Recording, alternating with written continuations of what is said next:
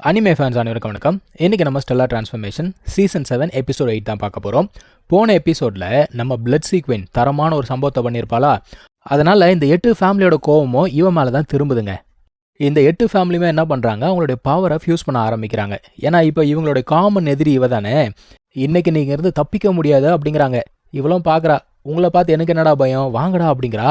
இப்போ தான் இவனுங்க என்ன பண்ணுறாங்க, அந்த ஸ்பிரிட் பல் இருக்குல்ல, 8 பேருமே அதை எடுத்து அதை கம்பைன் பண்ணி இவளை அட்டாக் பண்ணலாம் அப்படின்னு பார்க்குறாங்க. இந்த பிளட் சீக்வென் பார்க்குறா, என்னங்கடா திடீர்னு எல்லாம் ஒத்துமையாயிட்டீங்க அப்படிங்கிறா.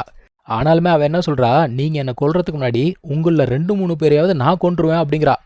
இந்த 8 ஃபேமிலியுமே இப்போ ஒன்று சேர்ந்து அவளை அட்டாக் பண்ண ஆரம்பிக்கிறாங்க.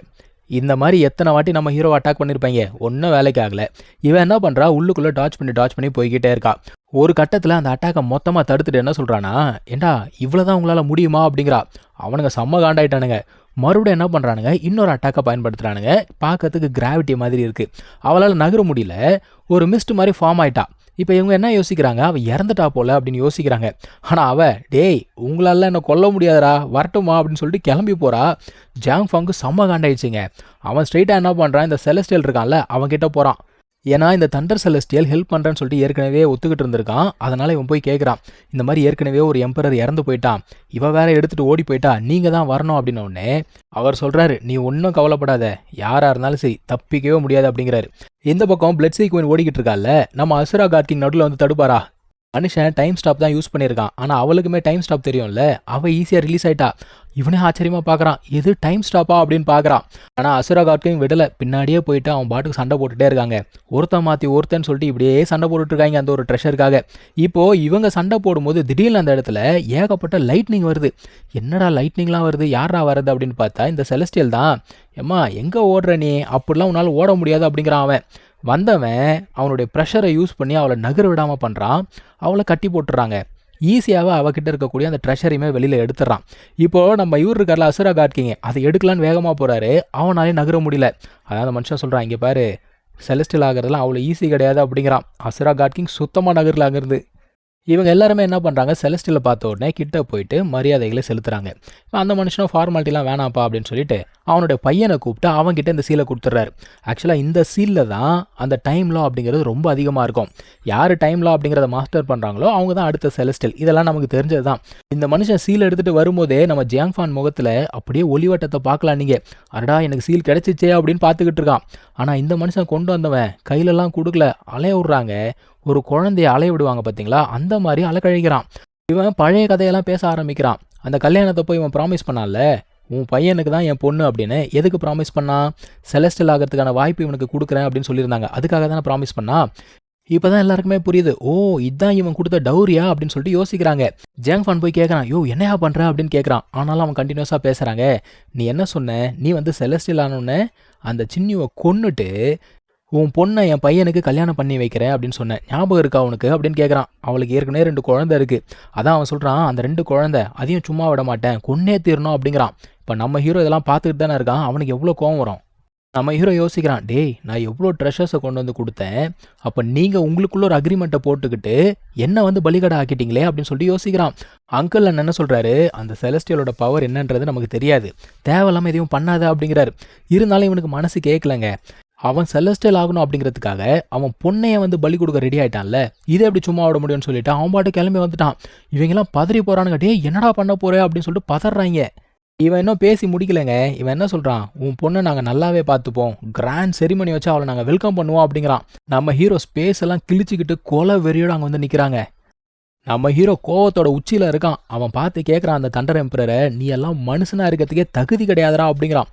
அந்த ஆள் மேலே ஒரு கொலவரி தாக்குதலை நடத்துகிறாங்க. கொஞ்சம் நெஞ்சம் அடி கிடையாது, சராமரே அடிக்கிறான். மற்றவங்களாம் அமைதியாக நின்று வேடிக்கை மட்டும் தான் பார்த்துக்கிட்டு இருக்காங்க. யாருமே இப்போ இருக்க தலையிடலை. இவன் அடிக்கிற ஒவ்வொரு அடியுமே பார்த்தீங்கன்னா அவனை கொல்லணும் அப்படிங்கிற மாதிரியே அடிக்கிறான். ஏன்னா அவ்வளோ பேசிட்டான் அவன், சும்மாவை விட முடியும்.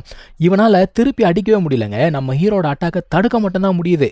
ஒரு கட்டத்துக்கு மேலே செலஸ்டியலுக்கு கடுப்பாயிடுச்சு. ஏண்டா இங்கே நான் ஒருத்தன் நின்றுட்டு இருக்கேன், ஏன் எதிர்க்கே நீ ஓவர் ஆடுறியா, இன்னைக்கு உனக்கு மரண தண்டனை அப்படிங்கிறான். நம்ம ஹீரோ பார்க்குறான், டே செத்தா சாவரம் போடா, ஆனால் உங்கள் ஆசையை நான் கண்டிப்பாக நிறைவேற்ற விட மாட்டேங்கிறான். ஓ அப்படியான்னு சொல்லிட்டு இப்போ அந்த மனுஷன் அவருடைய கத்தி எடுத்து லோட் பண்ண ஆரம்பிக்கிறாரு. அதாவது இந்த மனுஷன் பவரை பண்ணுறதுக்கே எவ்வளோ நேரம் எடுப்பாருன்னு தெரியல. போன வாட்டி இந்த மாதிரி பண்ணி தான் 2 பசங்களை இழந்தாரு. இன்னுமும் இந்த மனுஷன் பவர் அப் பண்ணிக்கிட்டு இருக்கான். ஒரு வழியாக பவர் அப் பண்ணிட்டு நம்ம ஹீரோவை அட்டாக் பண்ணலாம் அப்படின்னு போகும்போது கத்தி கிட்ட வரும்போது இவன் டைம் ஸ்டாப் பயன்படுத்திடுவானா. இந்த டைம் ஸ்டாப் வந்து டிஃப்ரெண்ட்டாக இருக்குங்க. அந்த செலஸ்டியலால் கூட சுத்தமாக நகர முடியல. அந்த ஆளை திரு முழிக்கிறான். என்னடா நடக்குது அப்படின்னு பார்க்குறான். தண்டர் எம்பரர் மூஞ்சில ஆடலை. மனுஷனுக்கு சாவ போகிறோன்னு தெரிஞ்சு போச்சு.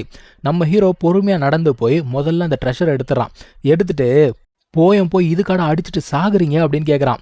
அடுத்து உன்னை கொல்லாமல் விட மாட்டான் பாருன்னு சொல்லிட்டு கிட்ட போகும்போது அந்த செலஸ்டியல் சொல்கிறான், இங்கே பாரு, தண்டர் பனிஷ்மெண்ட் சிட்டியில் இதுக்கு மேலே நீ யாரையும் கொல்லக்கூடாது அப்படிங்கிறான். போடா சரிதான்னு சொல்லிட்டு இவன் பாட்டு கொல்றதுக்கு போகிறாங்க. ஆனாலுமே அந்த மனுஷன் உன் கையால் நான் என்னடா சாகிறது, நானே எக்ஸ்ப்ளோர் பண்ணிக்கிறேன்னு சொல்லிட்டு அவன் செத்து போயிட்டான். இந்த ஒரு இன்சிடென்ட் ஆக்சுவலாக யாருமே எதிர்பார்க்காத ஒன்று. ஏன்னா செலஸ்டியல் இருக்கும்போது ஒரு எம்பரர் சாவான்னு சொல்லிட்டு யாருமே எதிர்பார்க்கல. ஜோஷியன்லாம் வந்து கதறி ஆழ ஆரம்பிக்கிறான். அதாவது இவங்களுக்கு வந்தால் ரத்தம், மற்றவங்களுக்கு வந்தால் தக்காளி சட்னி, அப்படி தான் இருக்கு இவங்க பண்ணுறது. இப்போ இந்த செலஸ்டியலு அவன் கொலவெறியில் இருக்காங்க, உன்னை கொன்னே தீரணும்னு சொல்லிட்டு அவன் பயங்கரமாக அட்டாக் பண்ண ஆரம்பிக்கிறான். அவன் அடிக்கிற அடியெல்லாம் பார்த்தீங்கன்னா சராமரியாக இருக்குது. எந்த பக்கத்தில் அந்த அட்டாக் வருதுன்னே தெரியல. அதையுமே நம்ம ஹீரோ கஷ்டப்பட்டு தடுத்து இங்கேயும் அங்கேயும் ஜம்ப் பண்ணிக்கிட்டே இருக்காங்க. அந்த செலஸ்டியல அவனுடைய வாழ்க்கையில் இவ்வளோ கோவப்பட்டிருப்பானா அப்படிங்கிறது தெரியல. அந்த அளவுக்கு கொலவெறியோடு அடிக்கிறான். இவனை விட்டுறக்கூடாது, இவனை கொன்னே தீரணும் அப்படிங்கிறது இவன் அடிக்கிறதுலே தெரியுது. நம்ம ஹீரோவும் அட்டாக் எல்லாம் பிளாக் பண்ணிக்கிட்டே இருக்காங்க. ஆனால் எவ்வளோ நேரத்துக்கு பண்ண முடியும்? அவனுடைய உடம்பு ஃபுல்லாக காயம், அதுக்கு மேலே தெம்பும் இல்லை. இருந்தாலும் பிளாக் பண்ணுறான். ஒரு கத்தி சிறப்பாக அவனை பதம் பார்த்துடுது. அதுக்கு மேலே பொத்துன்னு கீழே விழுந்தவன் அவனால் எந்திரிச்சிக்க கூட முடியல. ரத்த வெள்ளத்தில் இருக்கான். இப்போ இவன் மனசுல ஒரு எண்ணம் வந்துடுச்சு, அப்போ நான் இங்கே சாக போகிறேனா அப்படிங்கிற ஒரு எண்ணம் வந்துடுச்சு. இருந்தாலுமே கஷ்டப்பட்டு எந்திரிச்சு நிற்கிறான். அந்த மனுஷன் மறுபடியும் அடிக்கிறான். ஆனால் இப்போது ஏகப்பட்ட கத்தி இவனை வந்து தாக்குதுங்க. 1 இல்லை 2 இல்லை, அந்த பக்கம் வர கத்தி எல்லாமே இவனை தான் தாக்க ஆரம்பிக்குது. அந்த செலஸ்டியல் என்ன சொல்கிறான், நீ வந்து பலாயிரம் வருஷம் ப்ராக்டிஸ் பண்ணி ஹெவன்ஸே வந்து எதிர்த்து இந்த ஒரு நிலைக்கு வந்த. ஆனால் இன்னைக்கு உன்னோட பாடியை டிஸ்ட்ராய் ஆகிடுச்சே, ஆனாலும் நீ வந்து கீழே விழமாட்டல அப்படின்னு சொல்லிட்டு மறுபடியும் அடிக்கிறாங்க. அடித்த அடியில் அவன் அங்கே இருக்க தண்ணியில் ஜம்ப் ஆகி விழுந்துட்டான். விழும்பொழுது அவனோட உடம்பு அப்படிங்கிறது கொஞ்சம் கொஞ்சமாக அப்படியே காற்றுல கரைய ஆரம்பிக்குது. எல்லாருமே அவன் இறந்துட்டான் அப்படிங்கிற ஒரு முடிவுக்கு வராங்க. இப்போ அவன் செத்துட்டான்னு வச்சுக்கோங்க, அந்த சீல் எங்கே போச்சு அப்படின்னு கேட்குறாங்க.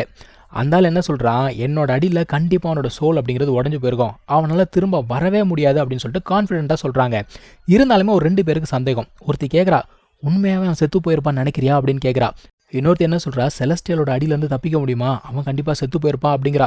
ஸோ எண்ட் ஆஃப் த டே செத்து போயிட்டான்னு சொன்னால் கூட ஒரு சில பேர் அவன் இன்னும் உயிரோட இருக்கான் அப்படின்னு தான் நினச்சிட்டு இருக்காங்க.